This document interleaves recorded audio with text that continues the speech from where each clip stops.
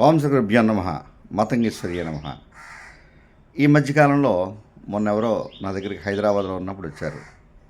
నేను పలానా గురువు దగ్గర మంత్రం తీసుకున్నాను, కానీ ఆ మంత్రం నాకు సిద్ధించలేదు. నేను ఫోన్ చేసినా ఆ గురువు నాకు ఫోన్ ఎత్తట్లేదు.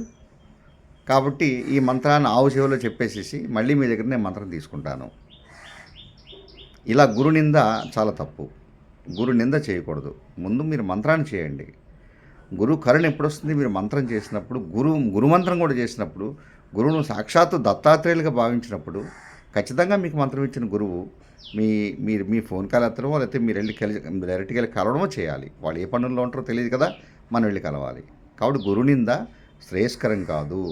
బ్రహ్మ విష్ణు మహేశ్వరులు కోపగిస్తే శపిస్తే కాపాడగలిగేటువంటి శక్తి ఉన్నటువంటిది గురుశక్తి.